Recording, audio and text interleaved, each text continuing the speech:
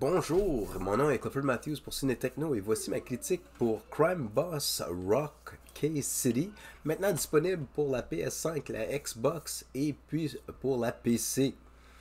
Alors, le jeu Crime Boss, c'est tout simplement un joueur du monde criminel qui s'est situé en Floride. Ils disent pas même, techniquement dans le jeu, mais on voit que c'est dans le style Miami Vice genre. Auquel que met en vedette plusieurs des comédiens d'action de l'époque des années 90, début 2000. Je vous donne des exemples. Il y a Michael Madsen, qu'on a déjà vu dans Reservoir Dogs, par exemple.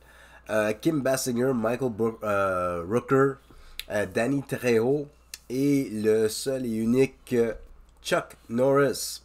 Alors, on a une panoplie de comédiens qui nous met dans cette situation auquel on a des gangs de rue, peu importe qu'on veut dominer certains territoires. Alors, comme Crime Boss veut pas, on se lutte contre des différents territoires, des différentes missions, et c'est un style shooter. Tous les éléments sont en place pour avoir un jeu spectaculaire avec une histoire qui a du potentiel. Dans ce cas-ci, on a un des personnages, là, comme exemple Danny Trejo et Chuck Norris, qui essayent de tout simplement nous arrêter ou bien de nous encourager à dominer la région, les territoires pour obtenir plus de bonbons entre guillemets. Là, les bonbons, pour ceux et celles qui sont familiers dans les jeux de crime, savent que ça implicite d'autres choses. Alors, de là, first shooter, shooter de première personne, la perspective de première personne. Heureusement, dans le jeu, on a un tutoriel. Le tutoriel nous démontre comment on peut organiser notre troupe de 4 joueurs, ou 4 ou plus. Pas joueurs, mais nécessairement des commandants ou des gens qui, qui sont avec nous dans le jeu pour les placer à des différents endroits stratégiques afin de voler une banque, par exemple, ou voler un centre d'achat, voler des items, ainsi de suite, ou bien se débarrasser des agents de sécurité, ainsi de suite, afin de dominer le territoire. Heureusement aussi, le jeu est disponible aussi. Il y a une fonction pour co-op, qui est aussi bien, mais honnêtement, c'est un peu redondant. Pas redondant dans le sens qu'on joue avec son ami, c'est juste que ça n'amène pas plus au jeu. Que tu sois seul ou que tu sois un ami, honnêtement, ça vient quasiment du pareil au même. Un n'est pas plus avantageux que l'autre. Alors, pour un style co-op, ça donne qu'est-ce que ça donne. Encore une fois, on a les comédiens qui sont présents. Alors, on pense pensez à une histoire comme les Expendables, quelque chose genre auquel on rassemble plein de gens. Super histoire, c'est entraînant. Dans ce cas-ci, je dois admettre, j'étais un peu déçu. J'avais hâte, j'avais de l'enthousiasme à jouer ce jeu, mais une fois que je l'avais sous la main, dès le départ, pas seulement avec l'animation qui était médiocre, la performance des comédiens dans ce cas-ci, je dois dire que c'était plus ou moins moche.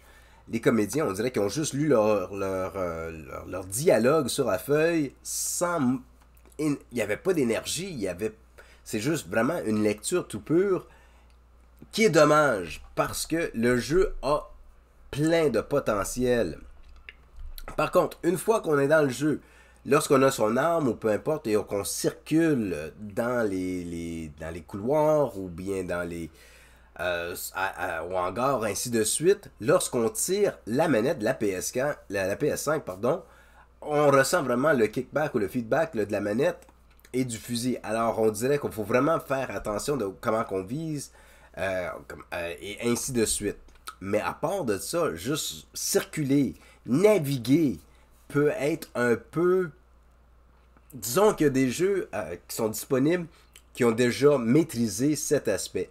On dit, pour une raison de laquelle ce jeu n'est pas à la hauteur. C'est vraiment de base. On a juste à peine regardé dans les années, avec la PS1, ont des meilleurs jeux. La PS1, la Nintendo, ainsi de suite, dans les années 90, ont une meilleure navigation sur ce volet. Comme j'ai mentionné, l'animation est très médiocre. Je donne un autre exemple d'ailleurs, c'est que quand on choisit nos henchmen ou les gens qui vont nous accompagner faire une mission, on peut avoir deux personnes qui se ressemblent ou qui sont identiques. de nos jours, on pourrait au moins faire un petit effort pour faire des modifications, pour avoir des différents henchmen ou d'autres gens qui pourraient nous accompagner, auxquels on peut faire leur distinction. C'est sûr qu'ils y ont, dans le jeu, ils disent qu'ils ont des différentes habiletés. Par contre, de vive voix ou de juste les voir sur l'écran, des fois, on ne sait pas lequel qui est quel qui peut nous aider davantage afin d'accomplir notre mission sans se faire détecter, ou bien juste pour nous épargner notre vie et puis accomplir notre mission plus rapidement ou avec plus d'efficacité. Encore une fois, j'avais très hâte à jouer ce jeu, je l'ai joué. Est-ce que c'est un des meilleurs jeux de shooter? Non, mais encore une fois, le tout est là pour devenir un jeu prometteur. Comme j'ai mentionné, les comédiens, wow, quelle liste! Kim Basinger, comme j'ai mentionné, et autres, on dirait même que ils ont mis plus d'accent ou le budget à aller chercher ces comédiens-là que de le mettre, retourner les fonds à développer un jeu qui a une de longue durée. Ceci étant dit, si ton personnage principal, qui est un de ces comédiens-là, justement, meurt dans le jeu, tu dois recommencer toute la campagne et puis tu recommences à nouveau. Aussi, ça étant dit, tout dépendant de la mission, l'histoire change. Alors, si tu as des henchmen ou peu importe qui meurent en cours de route, l'histoire peut bifurquer un peu pour nous donner une variante. Alors, on peut recommencer à plusieurs reprises. C'est pas ça le problème. Le problème, c'est que le jeu, en somme, l'histoire est moche. On dirait que... Honnêtement, je pensais que c'était une parodie. À un moment donné, j'ai dit, ben, c'est une parodie d'un film. On essaie on rit de moi. On rit de l'intelligence des gamers, si vous voulez. Parce que l'histoire ne serait même pas à la hauteur d'un film d'action des années 80-90. L'histoire n'a pas vraiment un sens auquel qu'on peut s'investir dans l'histoire pour dire hey, c'est quoi, on s'investit dans le personnage. C'est comme ok, le personnage est mort, pas grave, on en recommence. Il n'y a pas un attachement, disons.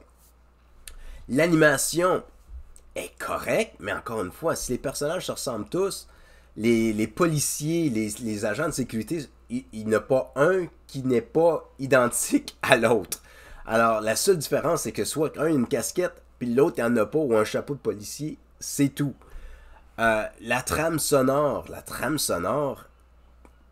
elle est ce qu'elle est, mais il n'y a rien qui nous sort pour dire wow, ok, on peut entendre un coup de balle d'un côté ou on peut entendre des pas de la personne qui monte les marches. Rien. C'est littéralement juste ça, le silence. Il n'y a pas.